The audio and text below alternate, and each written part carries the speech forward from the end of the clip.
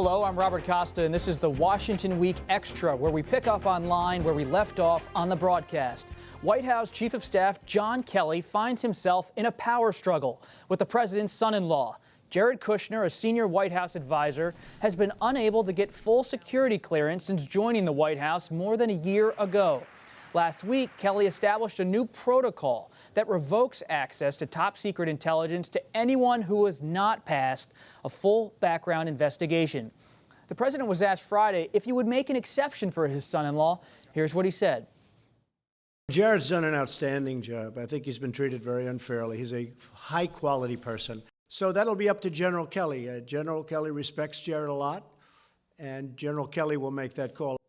There has been speculation that President Trump may be looking to replace Kelly, but Axios is reporting that First Lady Melania Trump supports him and that he has wisely cultivated her support.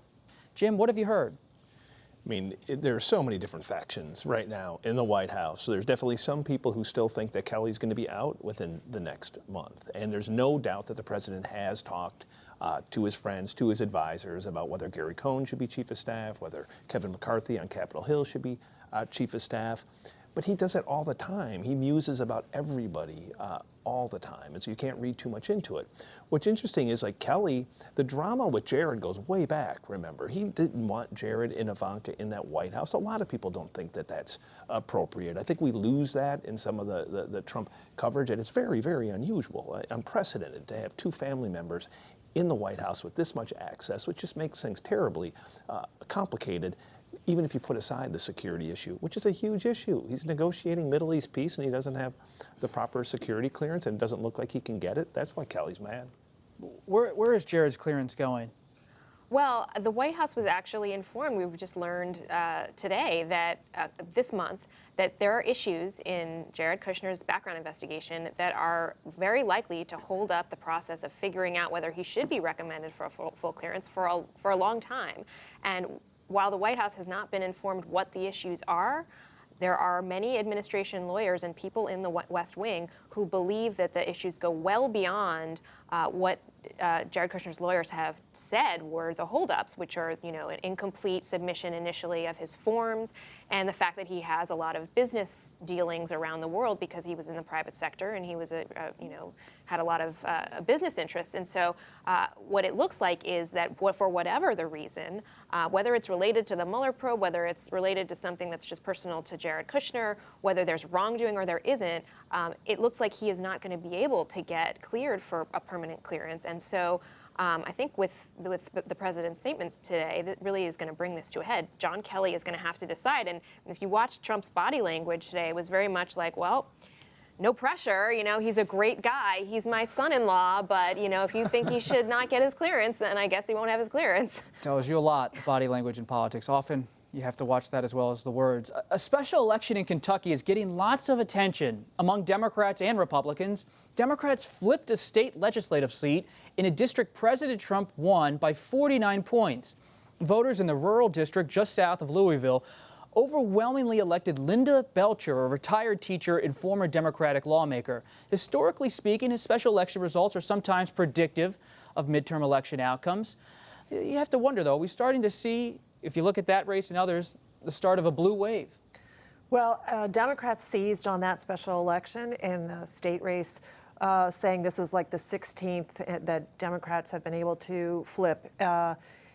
Looking at districts that you would have thought Republicans would have done well. But this also was an unusual race, and so it gave opportunities for people to say this might not necessarily be indicative of other races. In other words, she had held that office twice before.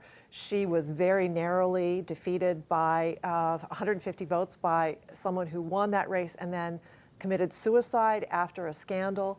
And then she came back and won the seat again. So that's a very unusual set of circumstances. Won the seat against the widow of the guy who had committed suicide. So the branding of a guy who had just been accused of sexually misconduct with a minor's wife was running against her. It is pretty unusual. It's very unusual. You covered Senator Doug Jones's race in December in the South. You look at what's happening in Kentucky. What's the state of play for the Democrats in the South?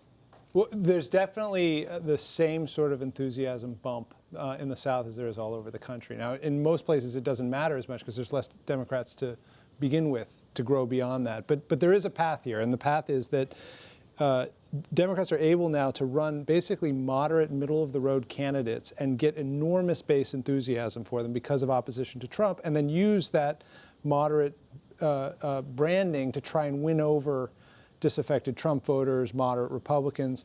Former Governor Brett in Tennessee is a perfect example of that. Former governor, Democrat. He's basically running as a not Democrat right now for the Senate seat there. But he's going to get enormous base turnout. He doesn't have to do anything to activate the Democratic base. All he has to do is focus on winning some portion of people who stopped being Democrats 10 years ago to come back to the party. And that's why Senator Bob Corker is thinking about jumping back into that Senate race after retiring. Sometimes people can't give it up. The governor of Missouri, another big story this week, has been indicted on a felony charge of invasion of privacy. 43-year-old Governor Eric Greitens has been charged with taking a compromising photo of a woman without her knowledge or consent. The married father of two admits he had an extramarital affair with a woman in 2015, but denies he tried to blackmail her to keep quiet. Greitens, a Rhodes Scholar and decorated former Navy SEAL, was once thought to be a rising star in the Republican Party.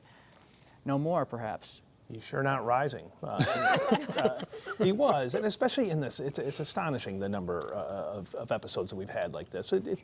Both parties, but for a lot of Republicans. And in this environment, what I find so fascinating about this year is you have some really big trends taking place that also are trickling down to politics. You have the public rethinking its romantic views of technology. You have the Me Too movement, which continues at pace for months at a time, hitting each and every industry. And now we have gun control. And so these three things that are happening at the same time, if Trump weren't president, these would be massive obsessions of the media, massive obsessions of the public. But for whatever reason, Trump always blots out the sun. My favorite part about this story is it just underscores that. You have a favorite part? I do. Anything can happen in politics. You have, right now in Missouri, the Republican Party of Missouri attacking a prosecutor for charging a governor with taking undressed photos of his mistress, right? It's just a remarkable turnabout. The Republican Party, the institutional Republican Party in Missouri, is upset that someone is prosecuting someone for taking photos of their unclothed mistress. For now. For now. For now. Well, I mean, and it is analogous to the race with Roy Moore and Doug Jones in Alabama, where you had Republicans rallying. Well, at first they didn't rally, but then you had President Trump rallying behind Roy Moore, even though he was accused of, molesting children, teenage girls. And it was very clear in that case, as it seems like in this case, that the goal was to elect a Republican, come hell or high water, or to protect a Republican, come hell or high water. And we see how that worked out in Alabama. It's just. There have been so many of these, as Jim pointed out, this year, and it's hard to detect what the political trends are in the midst of all these, unique cases. I mean, this is not a statement on national politics. This is one governor who has a pretty bad scandal that's befallen him. But it can be hard to detect what the actual trend lines are when you have so many of these sensational stories coming out of states all around the country. It is a torrent of stories. I mean, we joke at the Post. A story that would be A1 any other time is A9, A14, or it's not on the Chiron of a cable network. Wild times we're living in. That's it for now. While you're online, find out if you missed any big stories this week by taking the Washington Weekly quiz. I'm Robert Costa. See you next time.